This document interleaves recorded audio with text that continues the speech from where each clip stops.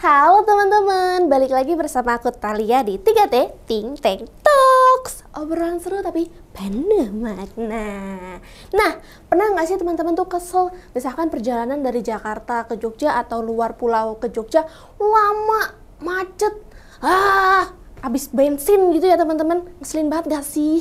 Nah, hal ini ada hubungannya sama pembahasan kita, yaitu tentang infrastruktur.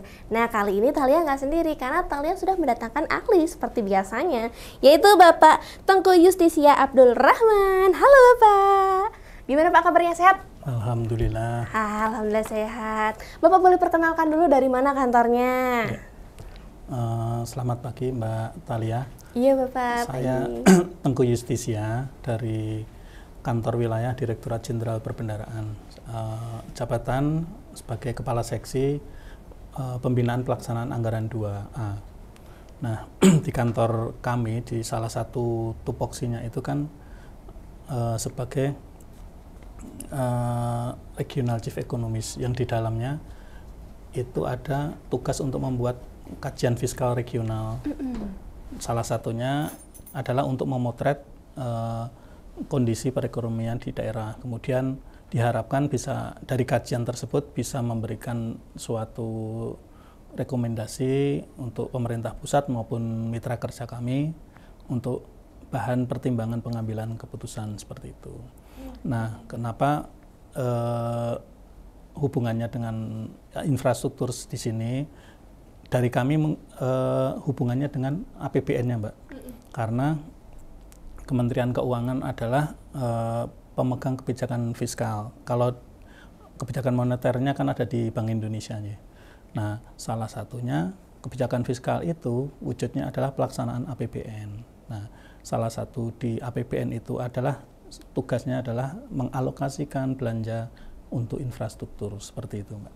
Oke, jadi pembangunan di setiap daerah itu sumber utamanya dari APBN gitu ya Pak ya? Ada beberapa sih, APBN, kemudian ada APBD, kemudian ada KPBU, bisa kerjasama pemerintah dengan badan usaha seperti itu. Nah, karena salah satu tugas negara adalah itu tadi menyediakan pelayanan publik, kemudian mensejahterakan masyarakat, maka disinilah instrumennya melalui APBN itu salah satunya. Itu.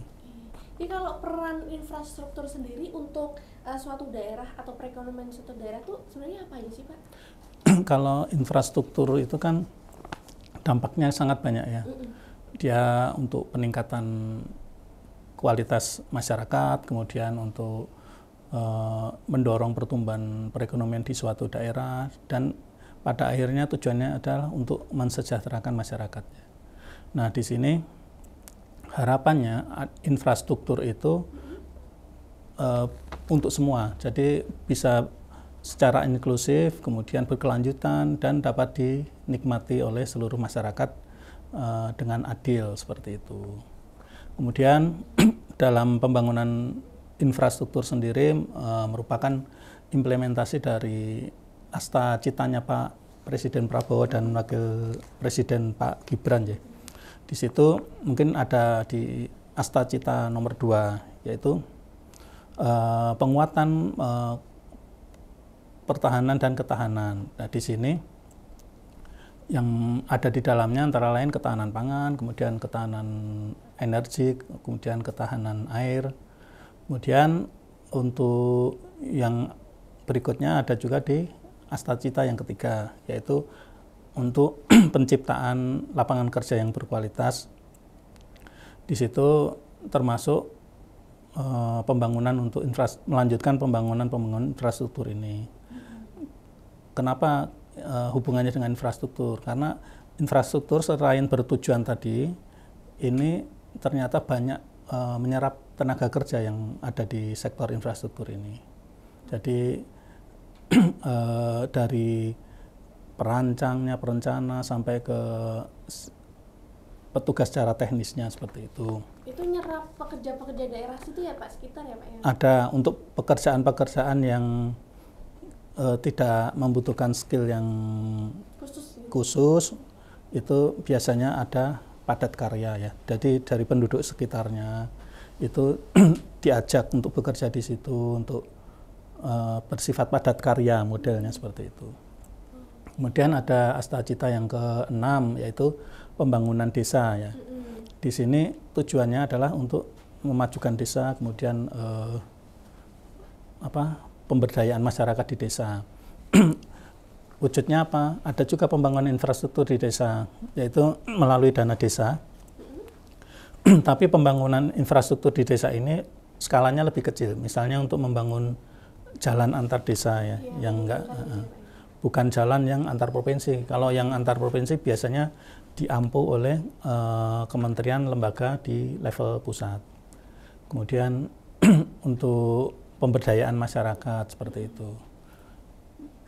Kemudian termasuk pemberdayaan di masyarakat ini bisa setiap desa ada didorong untuk membuat kayak BUMDes gitu untuk badan usahanya masyarakat desa seperti itu.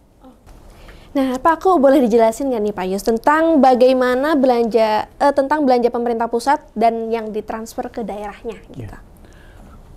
Jadi belanja negara itu kan ada dua, belanja pemerintah pusat dan transfer ke daerah. Belanja pemerintah pusat itu merupakan belanja negara yang pengeluarannya melalui kementerian atau lembaga, misalnya melalui Kementerian PUPR, kemudian melalui Kementerian Perhubungan. Nah, di sini bukan berarti harus yang melaksanakan dari pusat langsung ya. Ada beberapa yang dilaksanakan oleh pemerintah pusat langsung atau KL pusat langsung, seperti pembangunan bendungan bener seperti itu ya. Kemudian membangun bandara seperti itu. Beberapa dilaksanakan juga oleh satuan kerja. Jadi satuan kerja ini merupakan instansi vertikal dari kementerian pusat tadi yang ada di daerah. Misalnya kalau di Kementerian PUPR yang ada di Jogja itu ada Balai Wilayah Sungai, kantornya seperti itu. Kemudian ada yang belanja non kementerian. Di sini wujudnya apa? Wujudnya subsidi. Kemudian subsidi, Mbak Thalia tahu kan subsidi pemerintah hadir di mana saja kan? Misalnya subsidi BBM, kemudian subsidi tiket kereta. Iya, kalau mau mudik gitu ya Pak ya. Kereta ekonomi itu yang disubsidi oleh pemerintah. Kemudian ada juga hadir juga di kredit usaha rakyat. Kemudian di situ wujudnya apa? Pemerintah hadir dalam wujud subsidi bunga KUR. Gitu. Jadi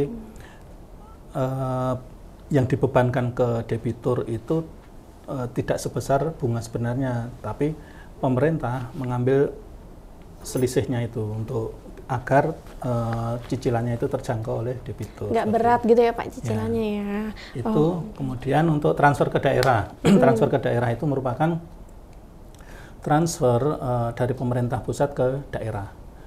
Nah, di sini ada beberapa jenis transfer ke daerah. Ada dana alokasi umum. Pernah dengar Mbak Thalia kan? Belum nih Pak. Bisa sambil dijelasin gini. Kalau dana alokasi umum ini untuk mendukung pembiayaan atau operasional dari daerah itu, misalnya untuk membayar gaji dari pegawai Pemda seperti itu. Kemudian ada lagi dak alokasi khusus. Nah, dak alokasi khusus ini dia untuk mendukung pembangunan nasional. Jadi terutama untuk yang prioritas nasional di situ. Dak alokasi khusus ini juga dibagi dua. Dia ada dak alokasi khusus fisik dan dak alokasi non fisik.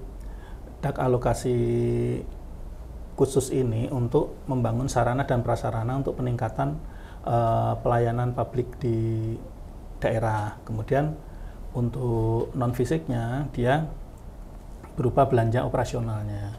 Misalnya dak fisiknya dia bangun sekolah ya. Kemudian non fisiknya ada yang namanya bantuan operasional sekolah. BOS itu pernah dengar kan? Iya, pernah dengar. Nah, seperti itu. Kemudian ada bantuan operasional kesehatan, BOK. Nah, itu yang masuk ke dak non fisik. Kemudian ada lagi dana bagi hasil. Nah, yang dana bagi hasil dari apa ini? Dari pajak dan sumber daya alam di sini. Nah, tujuannya apa untuk DBH ini? DBH ini tujuannya untuk mengurangi ketimpangan vertikal antara pemerintah pusat dan daerah. Jadi memperkecil kesenjangan antara di pusat sama di daerah. Kemudian ada lagi dana desa yang langsung ke rekening desa. Tujuannya tadi untuk pembangunan desa, kemudian pemberdayaan masyarakat desanya. Penghubung jalan desa ke satu sama lain gitu ya Pak ya? Tapi level yang antar desa, yang kecil-kecil lah, yang bukan yang level jalan provinsi gitu ya Pak ya? Atau jalan antar kota, enggak. Oke, ini Pak Yus, kalau wilayah di DIY sendiri tuh ada berapa besar dukungan pemerintah pusat yang diberikan untuk pembangunan infrastruktur di sini? Apalagi kan yang baru-baru ini ada jalan tol yang baru dibangun kan Pak? Nah, untuk dukungannya sendiri ya, yang dialokasikan di Jogja, ini bukan berarti, kan tadi saya sampaikan di awalnya, ada beberapa yang dibangun, yang pelaksananya itu dari pemerintah pusat. Di kantor pusatnya, ada yang di satker di daerahnya. Nah, ini yang satker di daerahnya, yang khusus di Jogja ini, dari instansi vertikal tadi, itu di tahun 2024 ada dari APBN ya, ini 3,6 triliun. Itu kalau ditumpuk segini cukup nggak Pak ruangannya? Dan itu sudah di 2024 sudah terrealisasi benar. Terrealisasi sudah 99% lah di situ. Keren. Namun di tahun 2025 ini pagunya menjadi 1,5 T karena ada beberapa prioritas pemerintah yang lain ya, seperti sektor-sektor yang lain, tidak hanya infrastruktur ya, jadi sektor lain. Misalnya tadi yang di ketahanan pangan tadi ya. Betul. Yang lagi digencarkan ya Pak ya.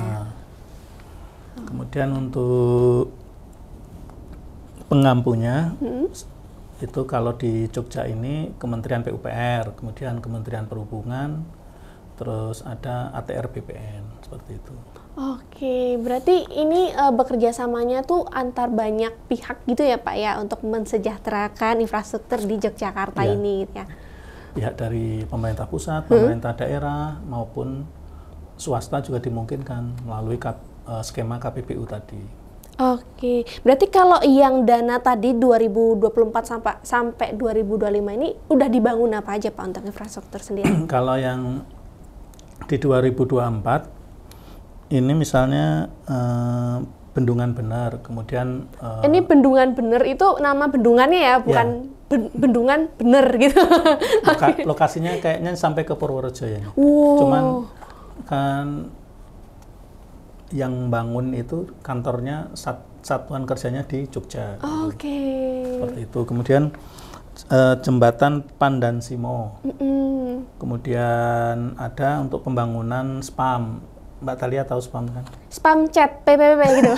Oh bukan. Apa tuh Pak? SPAM sistem penyediaan air minum. Nah, kemudian ada untuk pembangunan jaringan air baku, kemudian termasuk irigasi juga yang tadi untuk memperkuat dari ketahanan pangan tadi. Kemudian ada juga dari pembangunan pasar, sarana dan prasarana pasar. Itu kalau di 2024 itu yang dibangun pasar Godean dan pasar Terban. Oh gitu. Itu yang pasar Godean keren banget tuh Pak. Udah jadi kan? Iya. Ya. Kalau yang Terban ini dikembangkan lagi juga di 2025 masih diteruskan pembangunannya. Terus yang di 2025 untuk Bendungan Bener dilanjutkan karena dia yang tadi yang MYC tadi yang multi years contract. Kemudian Pandansimo juga. Kemudian pembangunan jalan jalur lintas selatan ya. Ini tol ya Pak ya? JCLS apa seperti lingkar. Oh jalan lingkar. Ya. Nah itu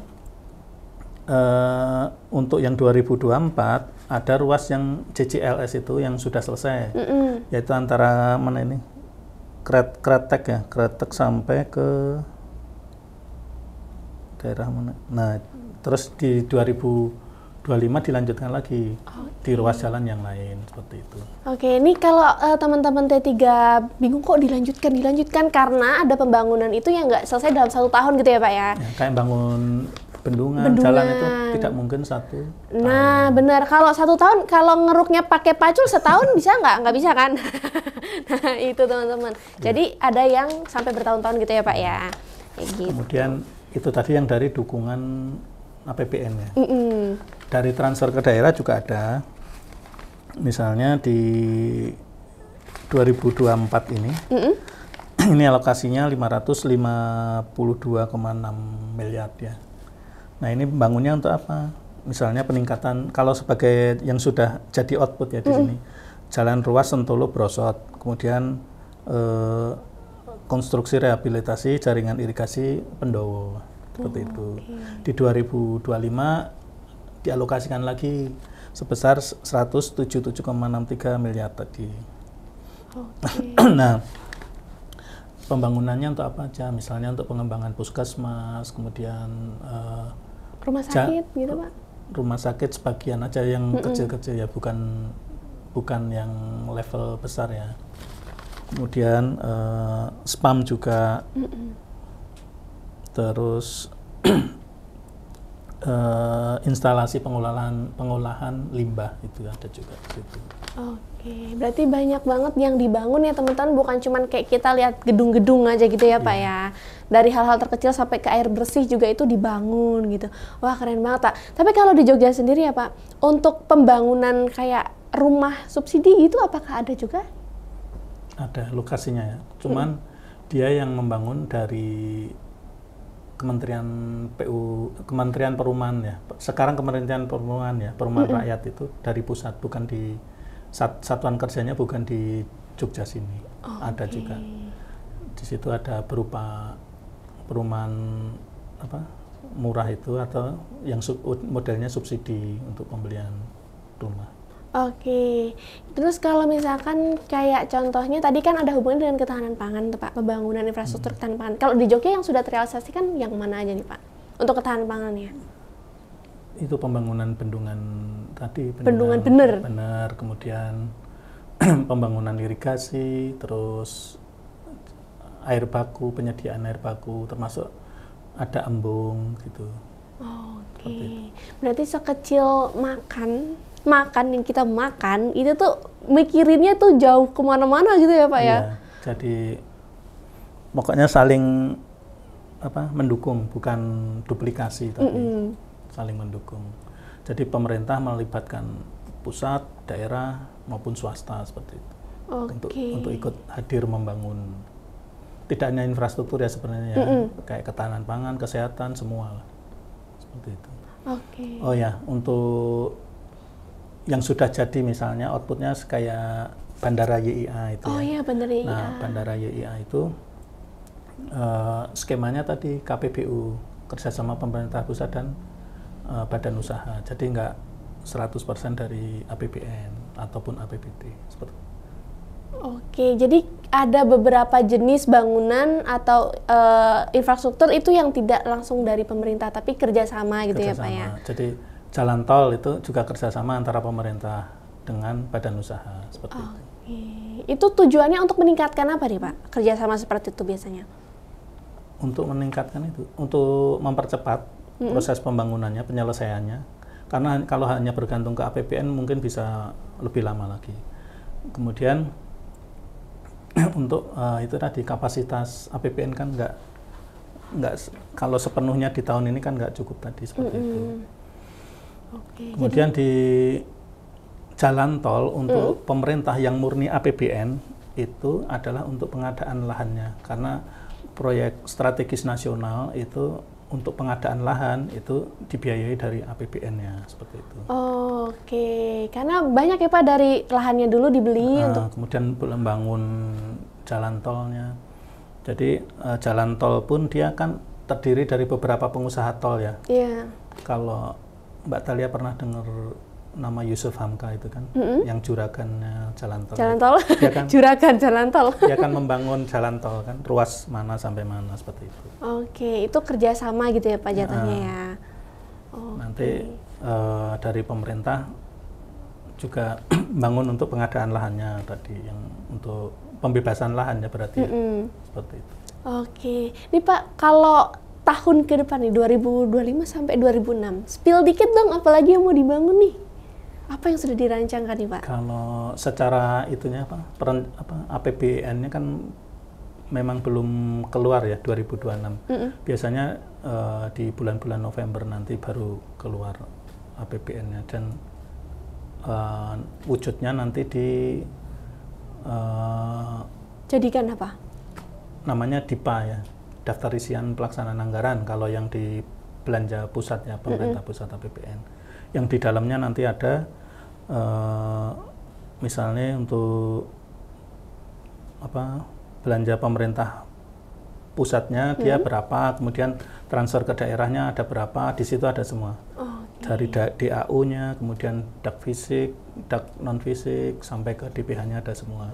Tapi sekarang masih dalam tahap pembahasannya, belum sampai ke finalnya. Nanti biasanya selesainya di bulan-bulan November nanti, baru kelihatan di 2026. Oke, jadi belum bisa di-spill sepenuhnya. Nah, penasaran, tungguin aja gitu ya Pak ya. Oke, ini harapannya apa nih Pak? Yang ingin dicapai terhadap dukungan APBN untuk pembangunan infrastruktur khususnya di DIY ini. Harapannya tadi yang disebut di awal tadi Mbak Thalia, bahwa tujuannya pemerintah pembangunan infrastruktur ini adalah untuk mensejahterakan masyarakat, kemudian untuk meningkatkan pelayanan publik ke masyarakat itu tadi, dan tentunya setelah sejahtera pertumbuhan ekonominya juga membaik seperti itu, sehingga terjadi suatu pemerataan kemudian. Nah, diharapkan di infrastruktur ini pembangunan yang inklusif, kemudian berkelanjutan, dan tentu saja adil dan merata, seperti itu Mbak. Oke, jadi tujuannya balik lagi buat kita semua warga, khususnya di Yogyakarta. Wah, keren banget Pak. Pak Yus, makasih udah diterangkan banyak hal tentang transfer ya. Ternyata transfer itu bukan antar kita ke temen aja transfer gitu. Lewat apa? Berinya. Nah, nggak lewat gitu aja, tapi pemerintah juga ke daerah. Wah, banyak banget pelajarannya. Itu wujud dukungan pemerintah pemerintah pusat ke daerah. Nah, sangat suportif sekali ya pemerintah kita ya, dari pangan sekecil itu yang dipikirin sampai ke jalannya gitu, kesehatan sampai ke bangunannya. Wah, mantap sekali. Pangan, bendungannya, irigasi. Iya, itu bendungan kalau ada ikannya bisa dipancing, ya itu juga kesehatan itu. Pangan juga itu. Betul ya Pak Yus ya? Oke, makasih Pak Yus sudah datang ke studio kita. Besok datang lagi ya Pak, kasih insight-insight baru lagi gitu ya Pak ya. Nah, teman-teman tunggu terus perkembangan di Yogyakarta, kita akan saksikan bersama-sama. Tapi juga jangan lupa saksikan terus T3 hanya di YouTube TVRI Yogyakarta. Bye-bye!